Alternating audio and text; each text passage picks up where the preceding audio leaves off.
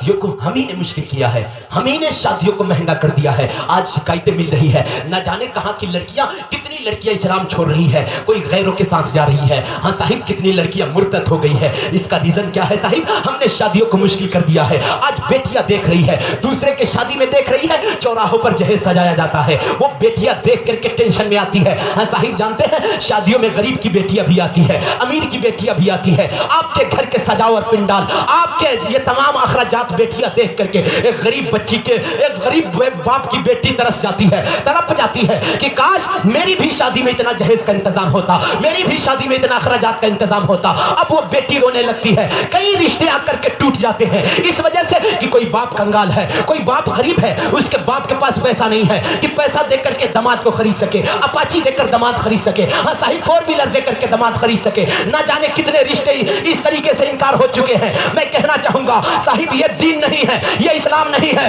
ہم نے اسلام کو سمجھا نہیں ہے صاحب. اسلام کا ماننے والا آج شادیوں کو مشکل کر دیا ہے، آج بیٹیوں کو ستایا جا رہا ہے، آج بیٹیوں کو تڑپایا جا رہا ہے. وہی بیٹیاں تڑپ رہی ہے کہ اللہ میرے باپ کو غریب بنایا تھا تو اس بیٹی کا کیا قصور تھا. وہ بیٹیاں سجدے میں رو رہی ہے، بیٹیاں بند کمرے میں دعا کر رہی ہے، اللہ اگر میرے باپ کو کنگال بنایا تھا تو اس بیٹی کا کیا قصور تھا. مجھے کتنے رشتے ٹکرا دیے گئے ہیں، کتنے لوگوں نے مجھے اگنور کر دیا ہے، اللہ کتنے لوگوں نے مجھے ناپسند کیا ہے. ریزن کیا ہے؟ بیٹی خوبصورت بھی ہے، بیٹی حسین بھی ہے، پڑھی لکھی بھی ہے، لیکن باپ کے پاس دولت نہیں ہے، باپ کے پاس زمین نہیں ہے، باپ کے پاس مکان نہیں ہے. جب بیٹیاں سنتی ہے کہ مجھے اگنور کر دیا گیا ہے، مجھے ناپسند کیا گیا ہے، وہی بیٹیاں کمرہ بند کر کے روتی ہے، کہتی ہے اللہ میرے باپ کو غریب بنایا تھا تو بیٹی کا کیا قصور تھا. اللہ میرے باپ کو زمین نہیں دیا تھا تو اس بیٹی کا کیا قصور تھا. اللہ میرے باپ کو کنگال بنایا تھا تو اس بیٹی کا کیا قصور تھا. اللہ تو بیٹی کو رحمت بنا کر کے بھیجا تھا، تو کہتا ہے بیٹی رحمت ہے. اللہ کہے گا ہاں میں نے تو بیٹی کو رحمت بنا کر کے بھیجا تھا. لیکن بیٹیاں کہے گی اللہ رحمت کیسا،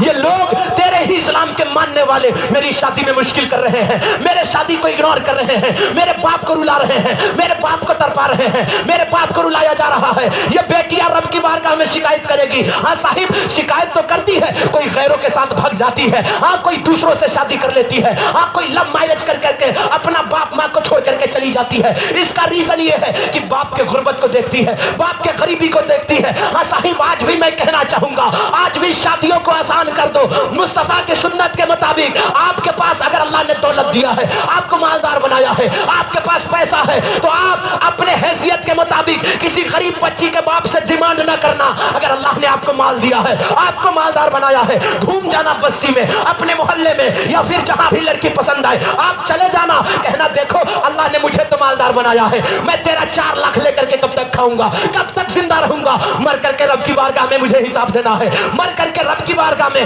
مجھے حساب و کتاب دینا ہے. میں تیرے 4 لاکھ سے زندگی گزرنے والی نہیں ہے. اللہ نے مجھے تو مال دیا ہے، مجھے پیسہ دیا ہے، تمہارے پاس بیٹی ہے، میں تجھ سے 1 پیسہ نہیں لوں گا، 1 روپیہ ڈیمانڈ نہیں کروں گا. ہاں 2-4 آدمی کو لے کر کے چلا جا، اپنی دولتوں کے بنیاد پہ کسی غریب بچی کے باپ سے جا کر کے کہنا اے غریب بچی کے باپ اب ٹینشن نہ لے، اللہ نے مجھے مالدار بنایا ہے، اس لیے میں نے تیری بیٹی کو اپنے گھر کا سہاگن بنانے کے لیے آ گیا ہوں، اپنے گھر کا دلہن بنانے کے لیے آیا ہوں.